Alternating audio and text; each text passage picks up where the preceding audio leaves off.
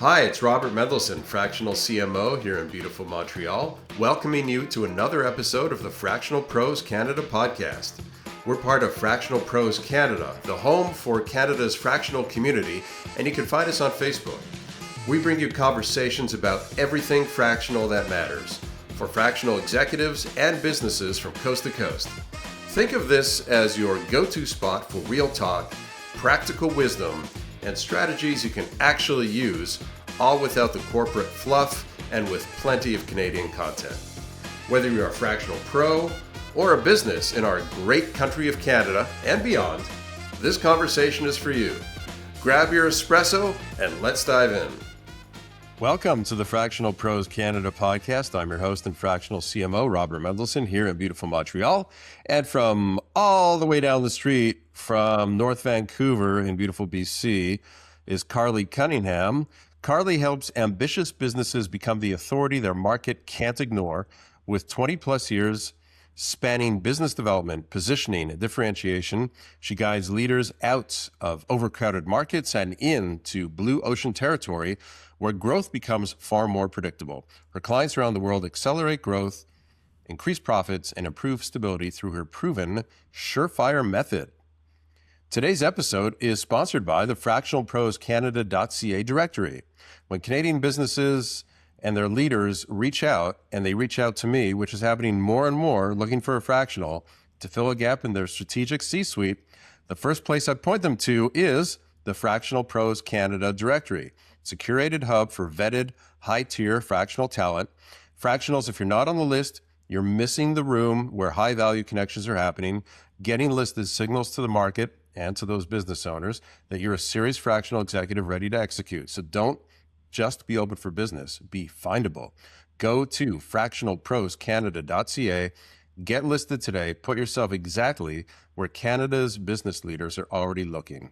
Karley, welcome to the pod. Thank you. I'm so excited to be here. I know this is going to be a fun conversation. We've spoken previously. We met through the McKay CEO Forum network community. And here we are, another great relationship blossoming and about to go totally public. Although we'll keep this between you and me. So yeah, what happens in Riverside stays in Riverside, right? Exactly. It's just you, me, and a few random people who happen to be listening. So, and this will be in the logs, the annals of internet history forever. But other than that, it's very temporary. So, well, thanks to the people who have us in their ears right now. Thanks for being here. Yeah, thank you. Actually, that's a great point to thank both ears. Thank you. Let's start with your why. You've said that you believe entrepreneurs are going to save the world, which I love. Mm-hmm. Having been an entrepreneur myself, and pretty much any fractional is really an entrepreneur. And the reason you say is because of how nimble we are, while our larger institutions are failing. And you also have a very personal why for your lifestyle, which I'm referring to how you moved out west specifically to improve your mountain bike ranking. Mm-hmm. So somehow this is all going to tie together. You compared the arduous grind of editing your upcoming books to a 300-kilometer mountain bike race. Yep, that's about it. Right? Yeah. So let's talk about this. How does that endurance athlete mindset help when you're sitting across from a founder who feels like their business is just rowing in circles? Great question. So vivid in my mind. I'm caught in the visual. Okay, so let me think that through. So how does my endurance background apply? Well, the first thing that comes to mind is for a while I recorded a little video snippets, like pretty short, less than a minute, that was called Lessons from the Trail. And the reason I started recording those was because I realized that as someone who learns kinesthetically, who is not primarily an audio learner, or a reader, I mean, I can read things. I've read many, many business books, but the lessons that stick with me are the lessons that I've felt, that I've lived, that have probably caused me physical pain. If we're talking about mountain biking, trail running, hiking, they all hurt just a little some of the time. And so I started recording these little videos that was about how I take a lesson from the trail. And I'll use one that comes to mind as an example. So 5 feet, 10 feet, know the map. And it's about how far ahead am I looking to get to my destination, and how far ahead do I need to be looking right now?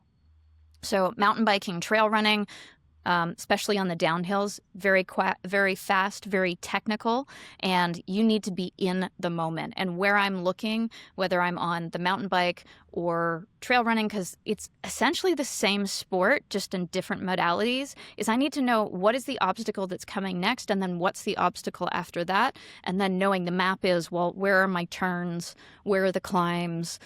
How's today's adventure going to be, especially if it's in a race or a, end-to-end adventure that I've invested in some way, shape, or form and happens on a particular day. And I think that lesson applies really well for business owners, because we can get stuck in one view. It could be short, and we can be getting peppered with a whole bunch of things, and we're forgetting, tying it back to the why are we doing this? Why did we take on this project? And making sure we know the map for the business or the project. So that large scale 50,000, 30,000 foot view, and then coming down into in the moment. Okay, if we're focused on this right now, what is the next obstacle, task, thing coming our way? Yeah, that kind of makes me think of, when I have a full scope engagement with a client as a fractional CMO. What it looks like is it's going to last about 2 years. We plan out for 2 years, right? Okay, here's where we want to get to in 2 years. Break that down into 90-day sprints. So right away, that 5 feet, 10 feet. And then within that, then we start executing, with here's the scope of work for this month and then next month, et cetera. And it's always broken down, into the rocks and the whole thing. So absolutely, that makes a ton of sense. And the other visual that comes to my mind when you talk about the trail running and the biking and all the problems and the obstacles is, if I'm riding my bike and it's pretty flat, riding flat, and I see this big hill coming up ahead of me, the thing that I don't do is I don't slow down, and I certainly don't stop. What I do is I speed up, because I want to hit that hill as fast as I can, because I know the faster I'm going when I start going up the hill, the faster I'll ultimately be able to get up. So it's kind of like that, that Zen thing of like, run to the problem, don't run away from it, run right into it. If there's that big wave coming, run to it, right? And try to get under it, or try to get past before where it's going to crash. All that goes together. Yeah. The other thing for me that layers into that, Robert, is the economy of energy. Is, if you're out on a short ride, you can hammer that whole ride and you can speed up to hit that hill. However, if you're on a long flat and there's a big mountain coming, you're not going all out all the time. You're going to save and conserve some of that energy to get up that hill. And so that's what I'm talking about in knowing the map. And the other thing from a business perspective that I learned the hard way in sport, and then started seeing it show up with business owners, was adrenal fatigue. You can't go 110%, 100% of the time. And so in between those sprints, what are we doing? Because stress plus rest equals growth. Stress plus stress or no rest equals burnout. Yeah. So are you taking breaks in between the projects? Are you giving your teams breaks in between the projects? Are you making sure you're fueled properly through the project? What is the fuel that the team needs? What is the fuel that your body needs to get through the day? It's so easy as passionate people doing great work to forget to eat. And then at 2 p.m., you're wondering why you can't focus or contribute in the big meeting. Yeah. I'm going to bring this up so many times, but a guest we had on here on the pod a couple months ago, he couldn't remember the last time he ate breakfast, and he'd already burnt out once, and he was on his way to burning out again. And that was puzzling to me, but I mean, it breaks my heart. To me, life is too short for that kind of stuff, right? 100%. And the older we get, the less the body is going to put up with you not being good to it. Right. So it sounds like, and this is always fun to go down this rabbit hole, it sounds like Karley has mastered all this and that her life is perfect because of all her experience. And she's got this daily routine down that is just like the magic bullet and works no matter what, because Karley always follows it every single day. So Karley, share with us, what is that magic routine from the moment you wake up to the moment you're going to sleep in the evening that you're doing to keep, your energy level high, your brain fresh, and your productivity at optimal levels? Great question. I'm going to start with the caveat that it's all great on paper and then insert X. For me, it's often insert my ADHD. Whoa, squirrel, shiny, new, function, I want to run towards it with everything in my being. So I'll put that out there. But so being an athlete and being an athlete from a young age, it's about structure. And I think that I'm pretty certain the reason I had such a late diagnosis as someone who is neurodivergent or neurodifferent, whatever term you want to use, is because I've had a lot of structure my whole life. And sport, if I was in between sports, I would go searching for the next one because it would instill enough structure and enough energy expenditure that would allow me to focus. Having had the diagnosis just over a year and a half ago, I've doubled down on how I time block my day, on how I measure my level of energy. So let's talk through it. So for those of us with ADHD, getting a good hit of dopamine first thing in the morning is great for focus, especially on the deep tasks. It brings you in clear-headed. You feel physically good. So I'm either at the gym I want to say between 5:30 and 6. That hasn't happened in a while, but I'm at the gym between 6 and 6:30 for 45 minutes to an hour. If I'm not at the gym, I've got the dogs out on the trail and I'm hiking. And when summer shows up, I'll be out on my mountain bike as soon as the light comes up and I feel like there's a few other people on the trails just in case I encounter a bear or a cougar. But so from there, I come home, I make sure that I'm eating a high protein breakfast because protein is critical to so many things, especially women going through perimenopause and postmenopause. I know it is for men as well, as your output is greater than ours. And then I'm diving into meaningful work. And if I need to do that deep work, that heavy thinking, the strategic stuff, I'm doing it in the morning. Then thankful that I have the dogs because I can stay down that rabbit hole all day sometimes, especially when I start with that high hit of dopamine in the morning. They will poke me and out we go for another walk. So rain, shine, whatever the weather, they're dragging me out the door. So I get that inserted break to break up my headset, check in with myself. I have lunch, and then I get back to, if I have anything left in the tank on a high cognitive level, I'll finish things off. My brain doesn't like open loops, so often I have trouble pulling myself out of something that isn't, but I try and catch myself and checking in once in a while to go, okay, where am I at? Why am I feeling tense? Why am I fighting this? And I'm like, oh, because it's an open loop, or it's because X, Y, or Z. And the afternoon is usually saved for podcast interviews, for McKay speed dates, for networking, and smaller tasks that don't take cognitive load, that are more systemized within my business. And then I'm outside again with the dogs, usually after work, taking them for a hike, so they can get their yayas out, or I'm on my mountain bike. In the winter when it's raining sideways here, I'm on the indoor trainer.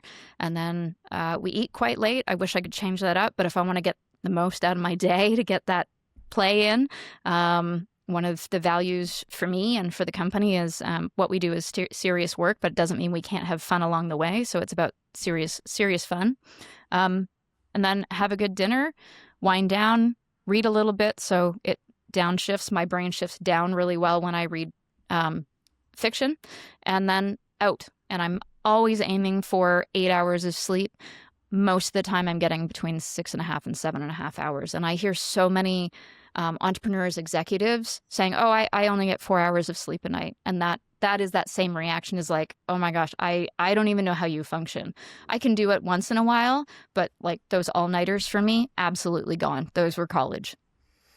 Yeah, those all-nighters went the way of the extra bacon pizza being delivered at 2:30 in the morning to the basement of my parents' place in university. Yeah. No more. Yeah. No. So thank you for sharing that. Couple of questions on that. Mm-hmm. Are we drinking? Are we not drinking? Are we having a glass of wine in the evening? What does that look like? Yes. But for me, it's usually Friday, Saturday, because I have noticed even one drink makes me fuzzy in the morning, whether it's that heavy kind of meh feeling in my body, but mostly I notice it in my ability to ramp up quickly, to be clear-headed. And I don't like that feeling. And I'm also someone who really needs to get valuable work done first thing in the morning. If I hit 10 o'clock and I haven't done something, unless of course it's an odd day, I feel like I've wasted the day. So usually for me, maximum 2 drinks. I love ciders. My body does not love them anymore. That's an instant migraine for me. So wine does the same thing. So I'm kind of limited to hard liquor, but you know, I've always used to work for Appleton Jamaica Rum, so I love a good rum mixed in with anything. Yeah, so that would be my drink of choice, or that, or a bourbon, or a whiskey. If we're gonna go for it, we might as well go strong. Now you're talking about language. Let's talk about scotch. Okay. And the other question is, are you on social media? Are you on LinkedIn, Facebook? How are you managing that? Great question. I'm on LinkedIn, and I purposely narrowed down. One, I'm still visible on Facebook. I rarely post there. One, because I think of the current political climate as being invisible, marginalized person for having a disability with being neurodiverse, which it's listed as that. I don't consider that. I consider it a superpower, but also someone who's a member of the LGBTQ S plus community. I don't feel safe there, and I don't like the values of how that company's being run. I'm also not on X for the same reason. And also because I need to focus in one place that is going to create value for me, where I can build community. I'm a huge community builder and love bringing people together. And I feel like LinkedIn is aligned with me and how I operate. Folks have suggested I pop over to Instagram, but there's just an instant, I know, don't make me do it. And it's more because it just feels like more things that I have to do. And I don't want to work at that pace anymore. I want to work at a cadence. Again, coming back to sport, I want to work at a cadence that I know that I can maintain, because this is an endurance sport. It's not a sprint. So you kind of segued into this. You're a national networker and connector, unquote.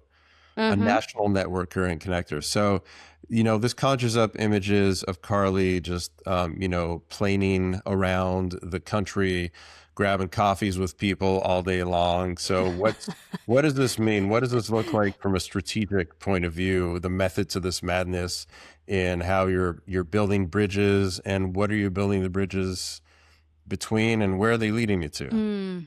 Wow, great question. I haven't thought about it that way. And again, great visual metaphor. So I'll have to run with that. But I would love to be planing it around. It's certainly not the case. The Zune box is my friend. Now, that said, I headed down to San Diego for Indie Books International Summit for authors and leaders who are looking to build a bigger presence. And I have lots of friends in that community. And my goal is always to cross-pollinate, hey, Robert, what do you need? What's a big goal you're working on? Those are some of the first questions I ask folks.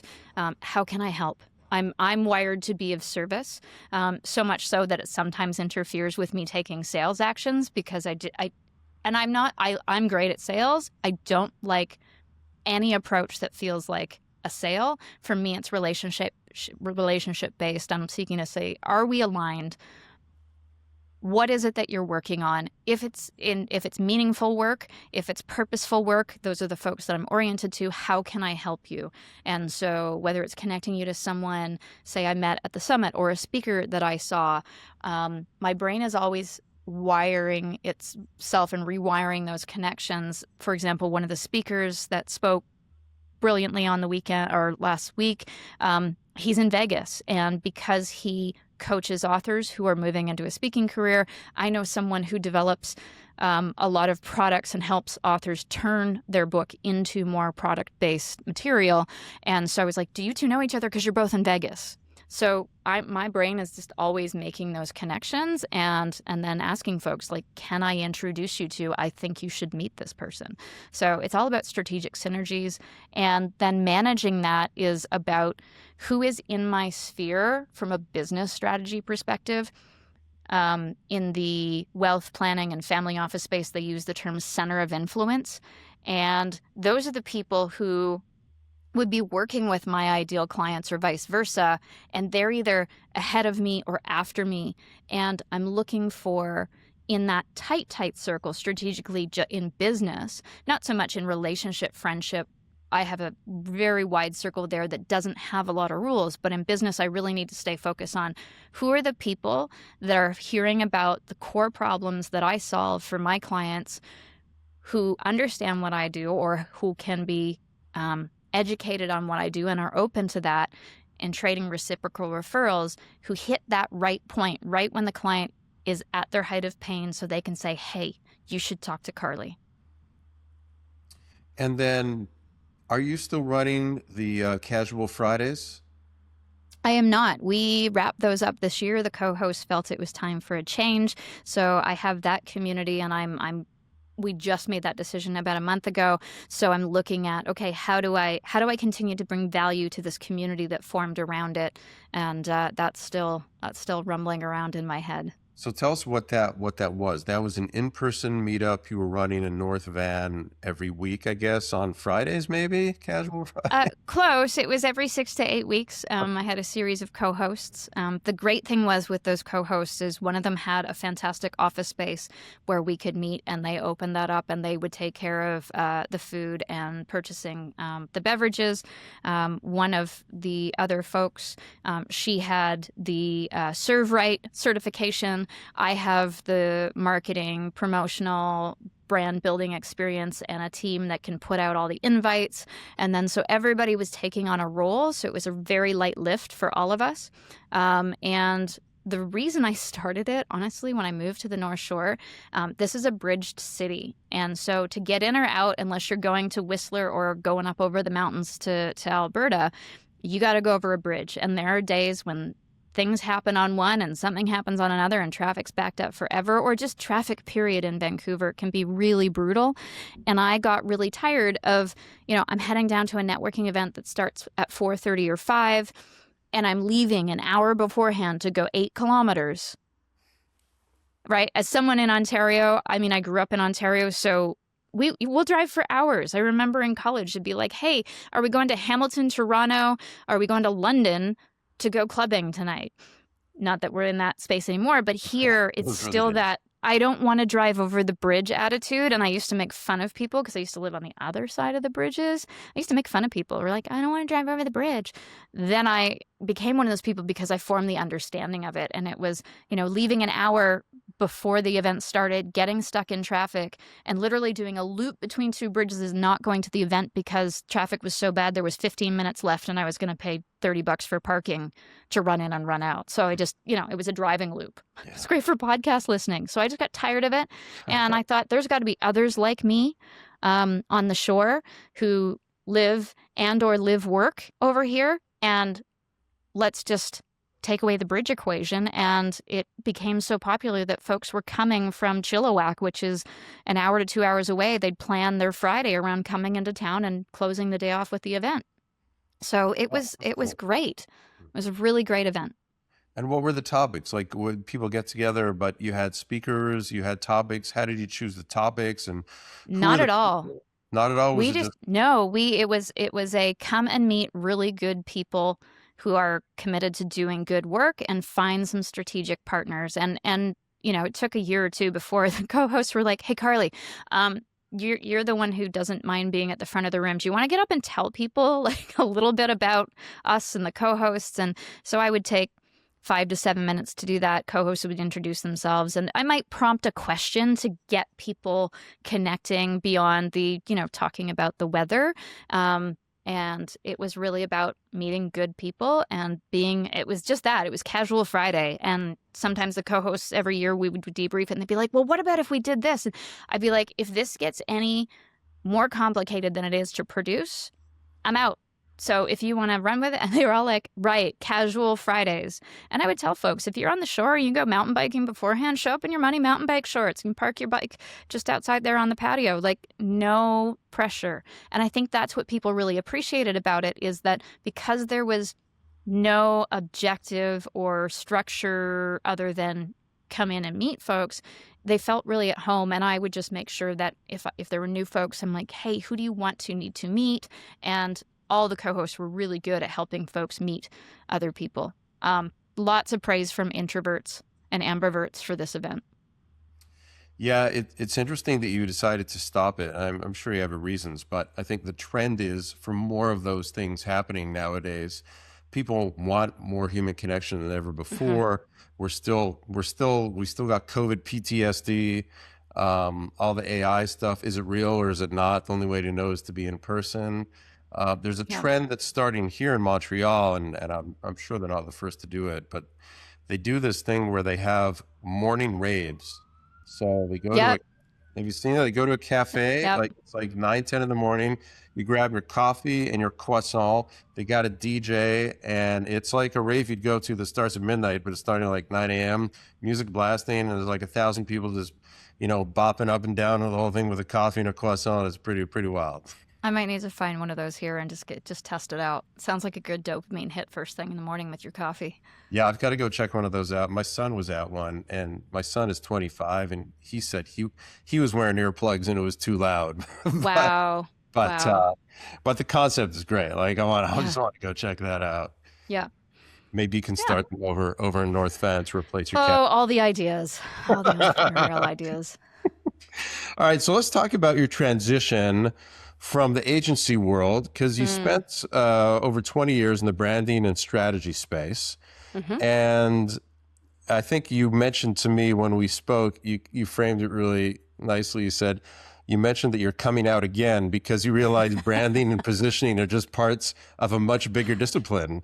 So, which is a great way to put it, right? So my life is one big coming out story. It's one big coming out story.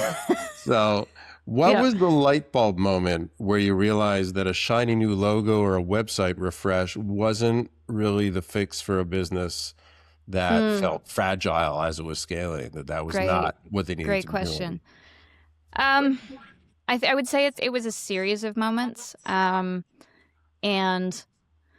it started, the method that I built started because of two burrs under my saddle. And one of them was folks thinking that branding is just logos and fonts and colors and maybe some messaging, when really it is an incredibly strategic business development driver and can be a real engine for folks. And so digging in to understand why folks would look at me or ask me, as I was presenting a proposal to help them strengthen their brand, so does this fluffy stuff really work? And I was always like, huh. And if they weren't saying it, I could almost see the moment where, and it was usually around when we revealed the price for the work, you could just see it. I'm like, let me ask you, are you thinking right now? What are you thinking right now? And so eventually it would come out. And the other part is the reason I believe that a lot of folks feel it's fluffy stuff is the lack of execution on the back end of delivering what I consider to be a set of tools. And so imagine you've just gone through a traditional branding exercise, and when I say traditional, I'm talking brand strategy, positioning, possibly differentiation exercise. And you get that playbook or you get that guide or that Bible, whatever they call it, and they hand the team you've been working with, hands it to you. High fives. Yeah, we got through the project. It sounds good. The messaging's landing really well. It's really unique and creative. Yay, go creative team, go client, high fives. And then the client is excited momentarily, and it either drops before the company leaves the room, or whether it's afterwards, and they're standing there holding this guide or this Bible, and they're like, so what do I do with it now? Now what? Yeah, now what? And so that execution piece, if they aren't taught that this is just more than words on a page that you put on your website, that you add into scripts, they're not getting the complete use. And when I have a talk that I do that talks about if that's all you're getting and you're not understanding the functionality and implementation of how these tools work, you're probably only getting a 5 to 25% return on your investment. And it's an investment that costs the same as a car these days. Now, it could be a used car that you buy secondhand. Great, $15,000, $20,000. Or it can be, a Mercedes Sprinter van that's all decked out for $200,000. So essentially, you're handing your client the keys and saying, okay, see you later. And you're not teaching them how to use it. You're not teaching them how to drive it. You're not teaching them how to get the most out of it. I mean, so many SUVs on the road today. And I bet you nobody, like what percentage of people are taking, my dog apparently agrees, how many of those people are actually utilizing the vehicles that they're buying, in this case, the vehicle that's been handed to them as a guidebook for developing their brand and their positioning and differentiating them, how many of them are maximizing it? And that's what all business owners want, is they want to know that there's clarity, there's certainty, to feel the confidence that they can drive it forward. So I'll stop there and let you dive in. If you have follow-up questions, I'm going to just correct my dog. So Suraj is going to pause and clip this out. No, we don't do editing here. You go take care of the dog. All right. You're barking up the wrong tree if you think we're going to edit this, Karley. No, we don't do that here. But I will go on. I totally agree with what you're saying, and I love the analogy of, that kind of like, what's next? Here's your brand. Here's your brand guidebook. Here's your brand Bible. What's next? That's a business owner who doesn't quite understand, and that's where the job of, the fractional or whatever you want to call yourself, that's helping the business strategically. Yes. That's where you kind of understand if you did a good job and if you have a better job to do, and it's hard for a business owner to understand all of that, because often, I think, as you put it, and I love to say, it's hard to read the label from inside the bottle. Absolutely. Right. Yeah. You're stuck working in the business. You don't have a chance to really work on the business. You miss the big picture, and you're looking at things in a transactional way. Okay, we got the brand thing. Now we're good to go. And you don't see the rest of it, the strategic part. So that all makes sense. I would ask you, for, a business owner, a founder who's stuck inside that bottle, how do they know? What are the signs they should look for to realize they've kind of outgrown their current way of operating? That's a great question. And I love that you say outgrown their current way of operating, because that leads to the work that I do today. And I'll come back to that in just a second. I want to draw I want to connect the two dots here. So, sorry, he's just got lots of opinions today. We'll get Google Translate on and see what he's actually saying. Right? Wouldn't that be great? And see the thought bubble. I don't know. I don't think we'd want that. So when I started teaching business owners and leaders who were invested in what they knew to be a brand, like a surface level brand problem, it was really, that's a symptomatic problem. The root level problem is they're not clear on their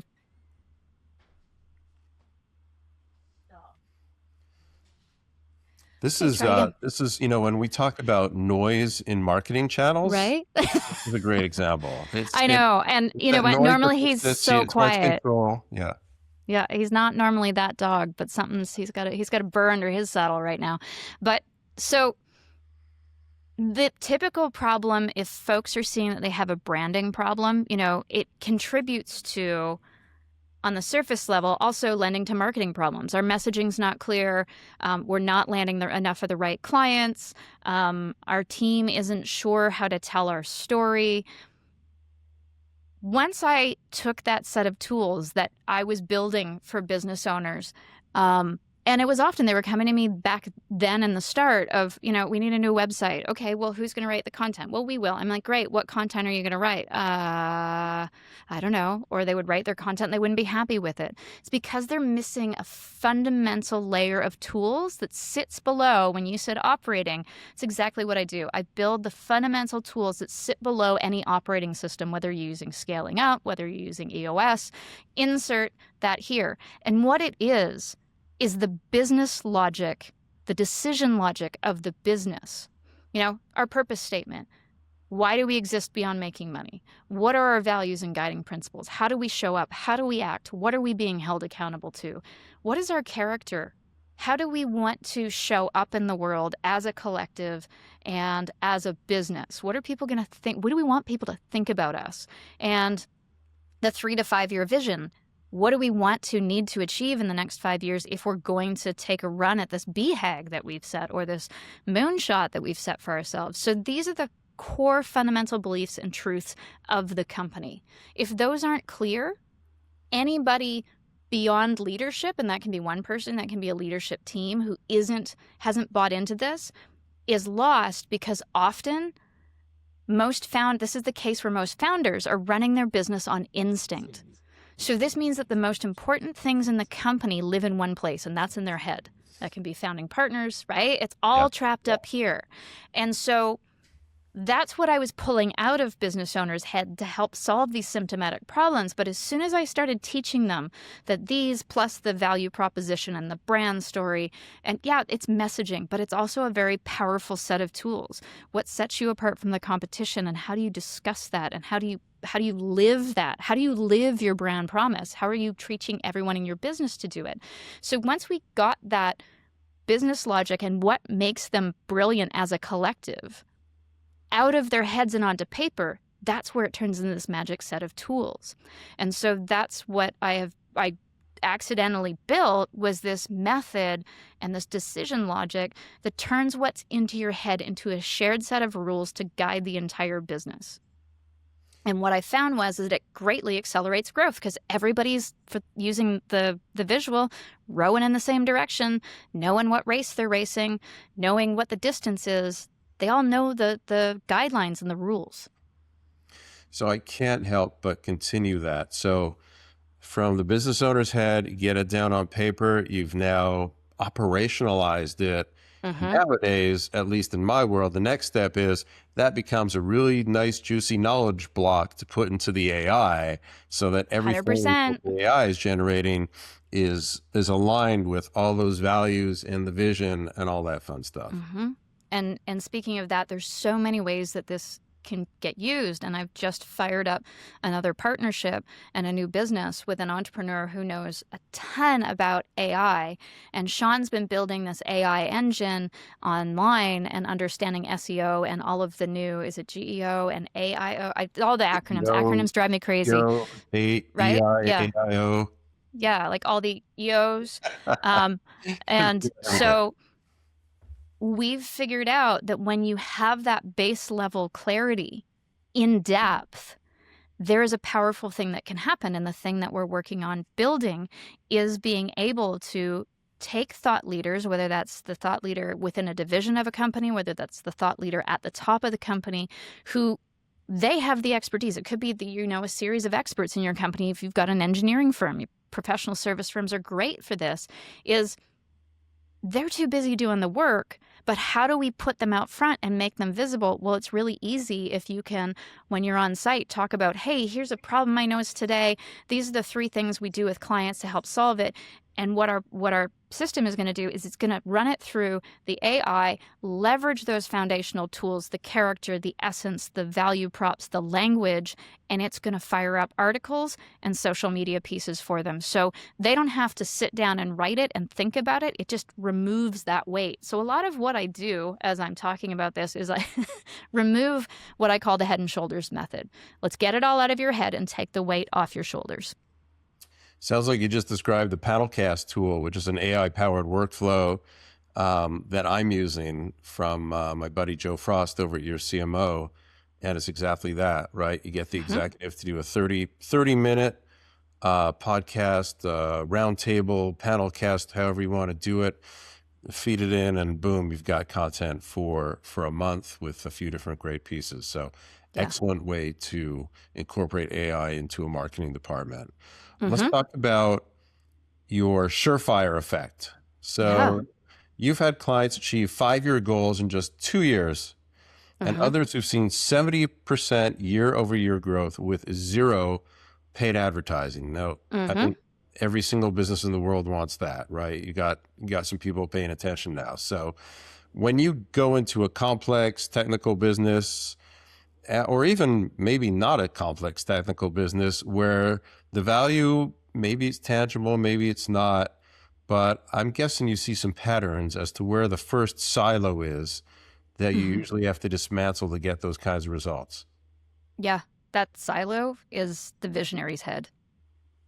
And the reason it's invisible to them is, as a fellow visionary, I have implementation skills because I think in systems, but I'm much stronger on the visionary.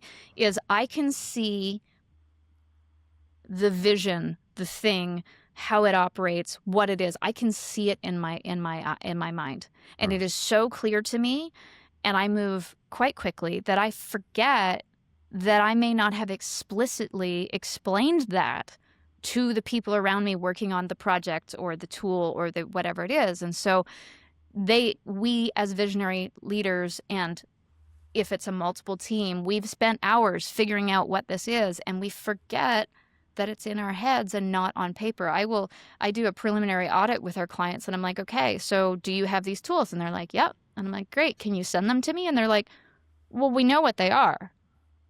And I'm like, great, so how do you onboard a new team member? Do you sit them down for 4 hours and talk about who you are, what you do, the value they deliver, and the nuances of it, and how they should show up, and how to live your values? And they're like, no, of course not. I'm like, well, then how could they possibly know? So if it's in your head, it does not exist. And yeah, You're go making for me it. think of when I was working back in the corporate world a few years back. I had a manager, and it was a global team. We were all working virtually. I worked with her for, I don't know, 6 months, maybe more, before we actually met in person. And I would meet with her online, virtually at least 2, 3 times a week. And she was clearly a very strong visionary. And and when I met her, I discovered something that I didn't realize was happening, but made total sense. Now we're sitting across from each other and having the Mm-hmm. same kind of meetings that we've been having online every week, every few days, except now I see what was not showing in the camera. She always had a notebook, and she was constantly Yeah. writing down words and drawing pictures, and Mm-hmm. it was like there was stuff coming out of her head, going down through her arm, out through her pen, that I was never seeing Yeah. because we were just like this. And Yeah. it made me realize that I've been missing at least half of what she's actually been saying because Yeah. we haven't been in person. And that was a huge aha moment for me to realize, Mm-hmm. again, the power of the face-to-face meetings Yes. versus these virtual things. Yeah. And being able to see what she's putting down on paper. Yeah. And so when we're talking about the silos, once it's out of the leadership team's head and on paper, then the next domino or silo to knock down, or silo to break, is okay, who are the people that we expect to live this and breathe this and lead it forward? And most logical is the management team. Sometimes people don't have management, so it's like our other 8 employees. Great, let's do that training session. So what we need to do from there is we need to align them around these tools and explain to them, how did we get here? Why are these important? We didn't just randomly pull them out of anywhere. This is core to who we are and what we believe. It's not, we didn't hire a marketing company and develop this on data for what our audience wants. This is core to who we are. This is why 2 of the partners left a big 3 to start up this new firm, to do something different, to do it better, to fulfill this purpose and this need to create something, and not just, it's easier. Like, we all know as entrepreneurs, as business owners, it's easier to go work for someone else in many ways. Oh, yeah. And know that paycheck's coming. So why? Why did we do this? So it's important to align everyone around it, help them understand the story of how we got here. And then from there, we need to teach them. Each of these is a specific tool. Here's some guidelines with it for it so you understand it. Now let's talk about how we're going to use it in our business. Let's talk about how you can apply it in your role every single day and use a lot of these as a decision-making tool. Hey, if we hire this person, if we select this partner, if we take on this project, is it demonstrating that we're living our purpose and is it aligned with it? Same with the values and guiding principles. Is it aligned? Are we living them? With regards to vision, is this going to move us closer to achieving our goals, which moves us closer to achieving our vision? Or is it just a shiny squirrel? Oh, squirrel, gonna run over there because it's exciting. And then is it going to allow us to show up in our character and be authentically ourselves? If you answer no to any of those questions, you don't make the decision, or you take it up a level and talk about it with your team and make that decision together, or get them all to yeses, not in a contrived way. Or you might go, yeah, we actually need to do this thing right now, but we know we're going to need to bridge back if we're going to remain aligned to our goals and our values. Okay. I'm going to say 3 words. You tell me what it makes you think of, okay? Yep. Here are the 3 words.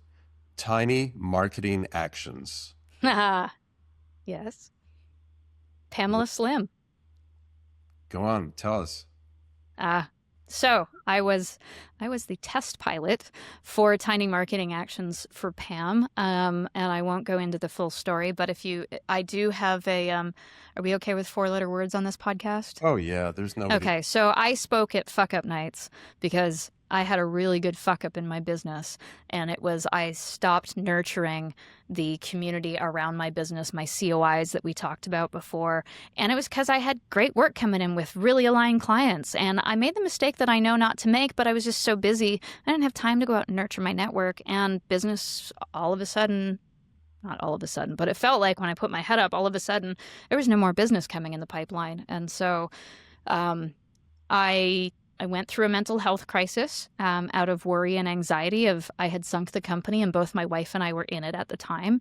And Elise my wife had tried everything to turn me around because I've always been challenged with anxiety, managed it through sport and physical activity. But for the first time ever, and I didn't know this, anxiety can flip into depression. And I hit a really deep depression. And Elise had tried everything to get me out of it. And so finally, Pam was a family friend, and she called her and she's like, I need your help.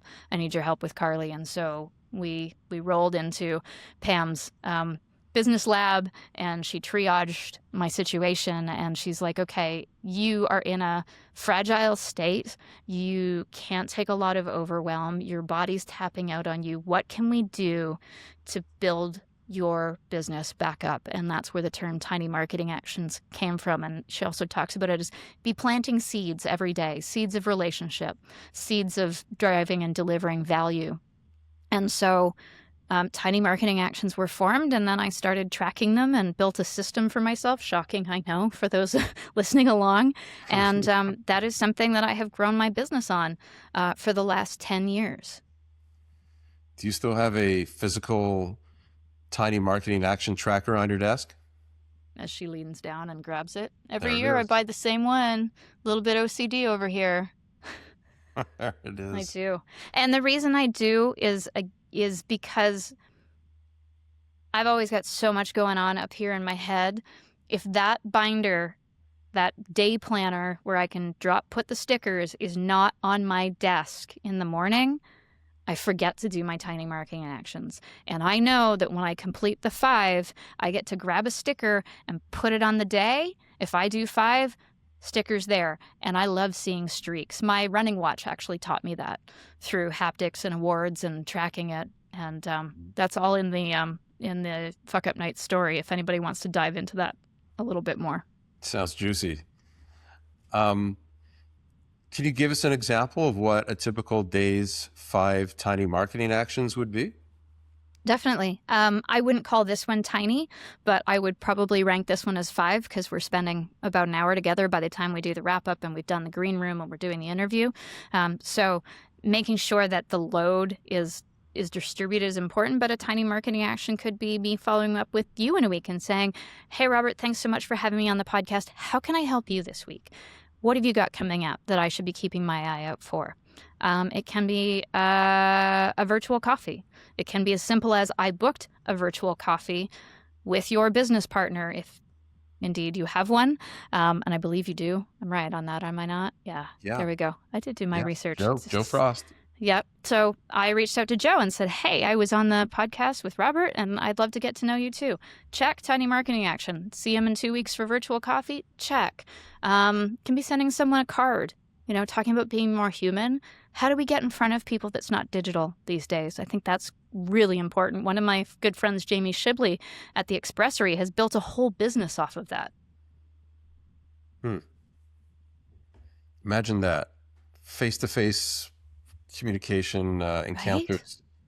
Right? It's fascinating. Yeah. It's fascinating. Who knew? There's so many other things I want to dive into with you that we just don't have time for. Let's see. One is really interesting. You're a former Y-Ride instructor. Yes. And you've mentioned, I love this, you're a seeker of quantum energy. Sounds like you should be on the USS Enterprise or maybe one of the other series that was more advanced where they don't understand quantum physics, but if I can find a way to multiply my energy, and if you want to tie that back to the Y-Ride instructor, I was a spinning instructor for many years, so the ability to put power into your bike and have that motion just continue to propel you forward. I like forward moving energy. I don't do well when I get stuck. Is the secret to becoming not an expert, but an increasingly good, for lack of a better term, spinner, similar to the secret to being a increasingly better business operator? 100%. I'll speak to the women in the room, or I'll speak to people in general who maybe aren't natural to cycling. They didn't grow up riding a bike, or they just might not be a gym person, but they've been given that prescription from the doctor that you need to go get fit. You need to make a change. And there's just this way in which they approach the spin room, or they're walking by and you can tell they're curious and they're checking out, they're intrigued. And I'm like, well, do you want to join me for a class? I'd often say, and they'd be like, oh, no, I can't possibly do it. And I was like, yes, you can. And they were like, well, I've never ridden a bike. And I'm like, tell you what, would you like to try it? And they're like, yeah. I'm like, okay, so book for my class. I'll meet you here. I will set you up on the bike to make sure that it's comfortable. I mean, it's not the most comfortable thing in the world, but I'll make sure it is set up for you so that we're not setting you up to be injury prone. I'll walk you through the basics. And all I'm going to ask is you ride with me for 10 minutes. If you do the warm up and all you do after that is you pedal, and even if you're like, hey, my underparts are getting sore from the saddle after 15 minutes, you pack it up, you wave to me, and come back the next week. And I said, I guarantee you that by the end of doing this, maybe once or twice a week, for 4 to 6 weeks, you will be doing the whole class with us. And the tension might not be all the way down, but it's better than being curious and not checking it out. What do you think? And usually by 3 classes, no matter what their background, how fit or unfit they were in that class for an hour with me. And that was such a gift to be able to show people that they can. Just do it. Just do it. One step at a time. Trust me, it's the only way you get up a mountain. One step at a time. Right. That is for sure. That is for sure. All right, Karley, we'll wrap it up with the final question we always ask all of our guests here on the Fractional Pros Canada podcast. If you could put a message on a billboard for millions of fractionals and business leaders to see as they drive by it every single day on the highway of life, what would that message be? Ask yourself, what's the next step? Take the step and repeat. Ask yourself, what's the next step?